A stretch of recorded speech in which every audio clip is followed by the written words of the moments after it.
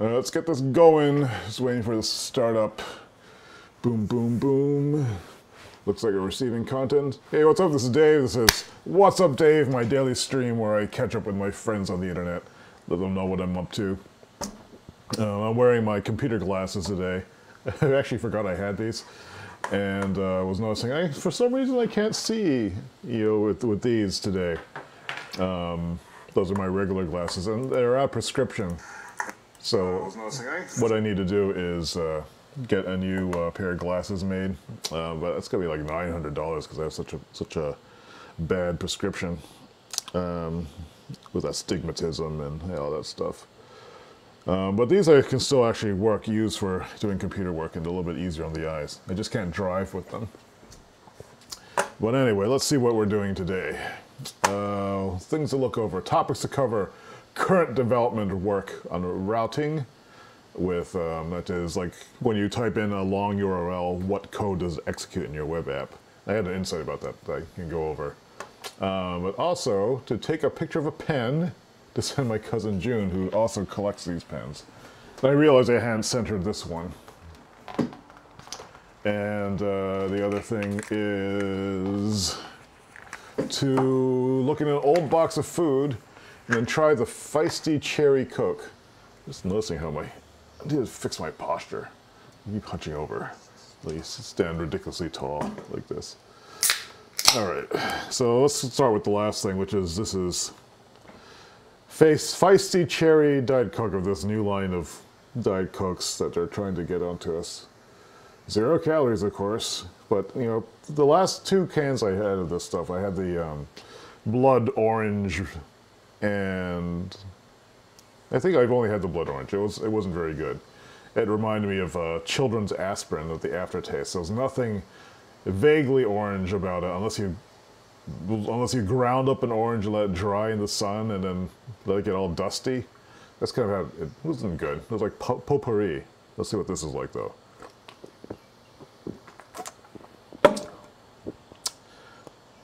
There is kind of that Diet Cherry zing to it, but the aftertaste also has that weird powdery sensation, which makes me wonder if it's like a new kind of not sweetener that they have in it. This has got carbonated water, less than 0.5% of natural flavors, caramel color, phosphoric acid, aspartame, acesulfame, potassium benzoate, potassium citrate, and caffeine. So I don't know what natural flavor is producing this. But it doesn't taste particularly good. The regular Diet Coke doesn't have this weird aftertaste.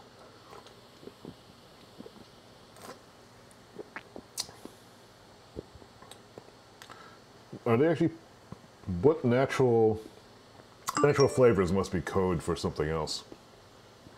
I'm guessing it's some extract that they're putting into this. I would say stay away from this. It's not particularly good, unless you really have to have your cherry flavor. Blah. Alright, let's take a picture of a pen. Let's get this camera over here. Okay. Another thing I was doing yesterday was playing around with the PC setup. You can probably see the giant monitor, or the TV is behind me. So I tried setting this up as a gaming monitor the other day, which I think I've shown before. You've seen it being used like for background stuff with video. But I tried gaming on it. So I actually did a session yesterday. I can show you this. I was just goofing around with the... I just published this so you can see it. If you look at my video game list. Test. Let's see if I can get anything going on here. So, long day at work, so I'm just goofing up. This is kind of an interesting view because you can I can shoot the picture of this monitor and then you can see me in front of it. So it's almost like I'm facing a window and operating the guns remotely. It's an interesting view. It's just too bad that this monitor doesn't, or using the TV like this, it doesn't have high enough of a frame rate. Or there's a little bit of input lag, I should say. That's more accurate to say. But you can see the PC in the upper right corner of the video, like right up here. And the graphics card is still overheating on it, which is the problem. You're gonna take the whole thing apart. So let's take a picture of this this pen for my cousin. My cousin June lives in Taiwan. She's a lawyer, and she works for a company there that makes some electronic stuff. But unbeknownst to me, last time I was in Taiwan to visit her, I didn't know she collects fountain pens as well, and all the special edition ones too. So I'm gonna send her a picture of this one.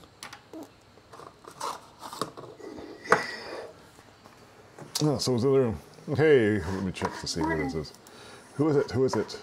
I'm still noticing. How come it didn't bump me out of into studio chat? Sorry, Vicky. I gotta move. It's supposed to put me into this room, but it did not. All right, so I'm taking a picture of this pen. Somehow. And do we lose the stream? Oh no. There we go. So I'll show you the picture of the box. So it'll be vibrant pink. And this.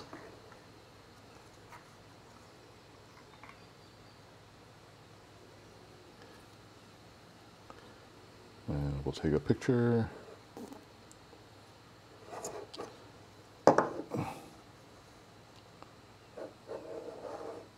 Unfortunately, the ink itself doesn't look very cool.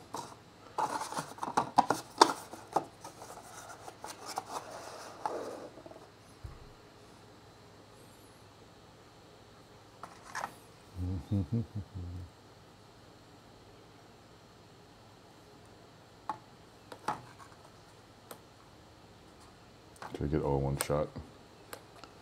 Do that. This keyboard's in the way.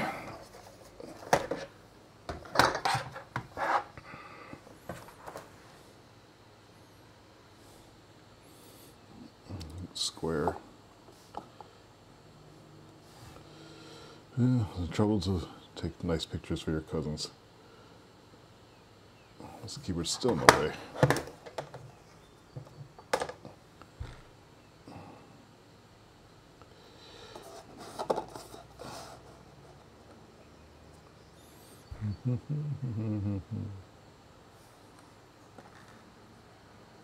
Can't get a good shot of this.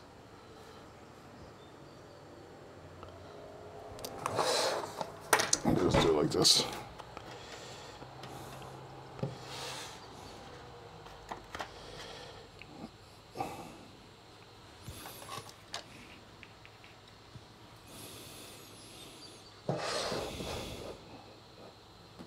It's hard to organize these things.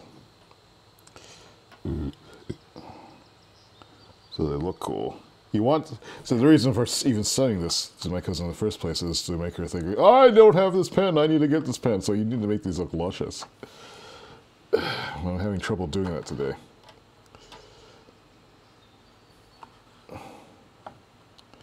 Maybe if I just like look like I don't even care. Like, look what I got. This bottle's ridiculously large.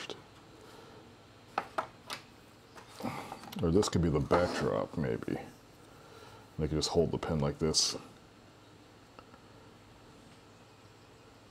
No, actually the color needs to be shown too. I can just go like this.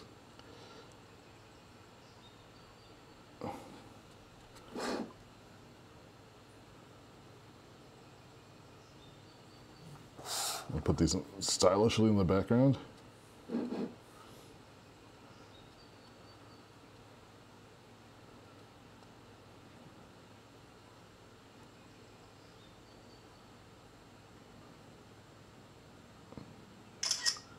Finally.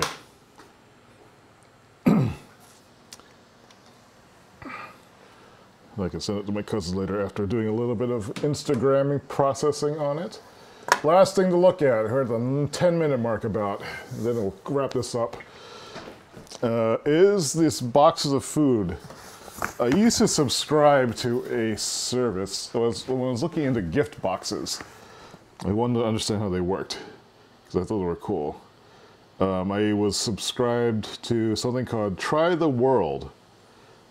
I can't even remember how long ago this was. But I have all these boxes that are from there. And it used to be, I think the subscription was relatively inexpensive. It was like $60 for 3 months or something like that. And it was like an interesting marketing expense. So, or rather, there's a category for my taxes, which are like blog marketing, which is when I get stuff that I theoretically can use for stuff to write about on the website. So that's ostensibly what it's for. So I don't know if you've ever seen one of these. What I'm wondering though is if the food in these are still good, because I should really start eating these things. It came in this box, and is that mold? I don't know. So there's a little, it looks like some grease. And so there would be a little card in it that would tell you what was inside of it. Let's go with this little screen. So what's in the box? A chimichurri. Parsley, garlic, oregano, red pepper, olive oil from the Argentine culinary staple chimichurri. This robust sauce is being served as a side dish. Then there was like a Malbec wine marinade, butter cookies, and a dulce de leche. You know, I wonder if this stuff is even bad. It's too bad I didn't eat these. Looks like there's some mold or something like that on this. It expired in 2015. So I guess I've had these for a while. Oh, it looks like this is what leaked. Oh, that's too bad. This is what the cause of that is. So this I probably had to throw out. I wish I'd eaten this now. I wasted all this. This is some kind of red fruit sauce. I wonder if I can eat this. This was good till April 2017. Now I feel bad about not having tried these things. This might be alright. But who knows? Ugh. Now I feel I should resubscribe. If I had someone to eat these with, I would do it. What is this? This is a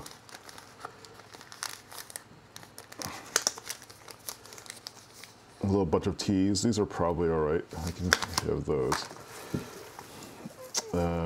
What is this? This is more dulce de leche, which I'm not even sure. It's like some sort of milk. It looks like it's separated inside, so I'm not going to eat that. And this other one. Ugh, I've wasted all this food. I feel terrible now. But you know what? That's one less box in my house. Let's look at these butter cookies.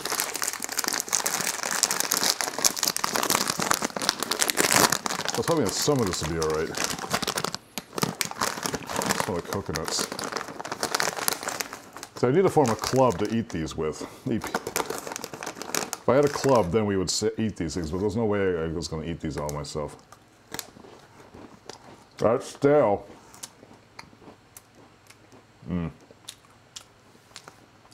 Yeah, now I would have repeatedly says, well, you have been having people over, so I'm sure I can find people with. I'm not giving these away. I'm just, I had this old box of food because I used to subscribe to this, what's it called? Taste the World gift box thing when I was researching gift boxes. And I was wondering if the food was still good. This is actually kind of a cool deal. I wonder if they're still around. Try the World. But unfortunately, I don't think I can like eat anything there. But if I started an international food club and we just try these things, that would be awesome. Let's see if try the. Hope they're still around. They're a food subscription box from around the world. It's $40 a month now. This price is going up. Not too bad. I think it was much cheaper when they were starting out.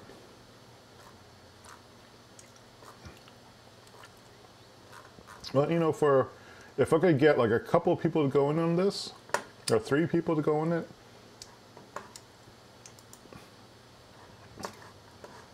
oh, it's like $35 per box. That's expensive. So if I could get, I might see if I can start this thing. Or there'll be something to keep in mind if I wanted to do that. But anyway, at least I got to unbox it. I'm dying to know what this was, though. I should just keep the card so like I know what was in it. The rest of it I'll just throw away. I'm kind of curious if this is still good, but I don't think I want to chance it. All right, it's a nice box. The tea I'm going to keep. This sauce might still be good, but what am I going to use it on? I'll put this aside. I'll figure out what's something to do with it. The last thing I wanted to talk about was the development work. We'll open up, I have 2 more of these boxes. We'll open those up tomorrow and Friday. It's something to do on the stream. But yeah, Try the World. That was where I got it from. It would be fun to have an international food club. We could just spread everything around. What was I going to say? All right, talking about the development work. So yesterday I did the feature that I added was a couple commits. I added Bootstrap 4 to just to see if I could load the library, and that took a long time. That was surprisingly painful to do. And on waking up today, thinking about it, I realized the way I did it was maybe not a good way of doing it. But it got me thinking about how to do the development in the first place. What I really want to have is a system that allows me to have a bunch of common code modules, but be able to make very easily make pages to add to this app that all kind of sucks down from a common source of data and code. And what Bootstrap is, if you're not familiar with it, is it's a way of styling HTML. You can think of it as a CSS framework, I think it's called, that allows you to give a common look to all of your elements and have it look nice. You don't have to hand code a whole bunch of stuff. It's like a really nice set of defaults. So if I run this, which is npm start this thing up and run the software, and I go to localhost 3000. So like all this stuff over here, this nav bar, this jumbotron thing, this is being loaded. This is just sample code I literally copied and pasted into one of the index files here in the assets folder. But this is not the way I want to do it. So I'm thinking about the way of how am I going to handle like the individual pages of this app. And there's a couple ways I can do it. One is by making them individual web pages in this assets folder, which I don't like. The other way is to implement something called routing, which will read the URL that you have in the browsers, this thing up here, and then redirect it to the right view plus code module. What I'm using for views right now, the visual side of things, is React. And then React needs to load the correct code module. In the previous system we used a different shell called Durandal, which had model view controller. It was like, was it So it's more of an MVVM style of organization. So there's the model, the view, and the view model, which linked them together. I know I'm not probably making sense to a lot of people right now. I'm still trying to figure it out. The big insight, though, was that I actually have to think about how I'm using React in conjunction with launching the rest of the application. And I don't really like React at all, except for its JSX reusable. I don't like React except for the promise of reusable components on it.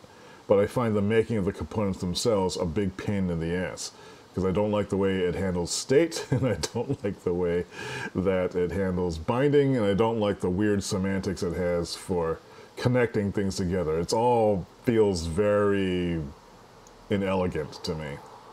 There are some very powerful concepts that are at work there. I love the whole idea of a virtual DOM. This is why I was trying to get HyperApp to work the other day, because it seemed like it was much cleaner. But maybe I should look at a different system. Maybe it's worth spending some time looking into why HyperApp didn't work, so I could get it to load, because then I think I might have a cleaner system. But then I still need to solve the routing problem, which is like when I type in a URL, how do I execute that to a code module? So I'm going to have to write out a list of what all that stuff is, and then come up with a... I'll have a better idea of what I'm looking for in terms of a technical solution. Whether I need to make it myself, or if there's a way of just sticking with React. I could stick with React because we got that all working before. I just don't like it. Don't like the way it works. It's confusing, and there's too many things in different places. If you're using React with Redux for state management, which is, I don't like that either. I mean, I think if I was building like more of a larger app, I think that we had a process for defining the interactions, breaking them down, and writing all these tests. If I knew how to write tests, it would make sense. But for doing quick and dirty web pages for small interactives, it's terrible, terrible. Because you're discovering what those interactions are ahead of time. And you just want to play with things and introduce them. If I want to add a route or add like an action, I've got to touch like 3 or 4 different files in different places. And there's no correlation between where they are. And you've got to enforce naming conventions across 4 separate files and 3 different subsystems. It's stupid for this kind of thing. So I would like to solve that problem for this, because that would be great for the kinds of projects that we do now. React plus Redux is not that solution. I don't think it is. So that's today's What's Up, Dave. Packed with excitement, such as it is. Did I hit everything on here? Thanks for Kitty for dropping by and saying hi, and as always giving me some good ideas for things to do. Yep. Alright, so now I need to get to work, because today I have like a meeting at 6 and a dinner afterwards, so it's going to be a late night. And I want to get a good chunk of this dev work done. Maybe even get a chance to go outside, because we're having a beautiful day here. It's like 70 degrees out, maybe 65, but it's really nice. I'll just point this camera this way, so it's like a nice day outside. It's like a nice warm spring day. That means we'll probably get mosquitoes. So this is probably the only day of the year I'll get to enjoy this mosquito-free day. Although I've seen friends post that they've seen mosquitoes already. But that's not great. So, okay, now I'm just like procrastinating. So, thanks for watching. Hope you're having a good Wednesday, and I will see you tomorrow. Tweak.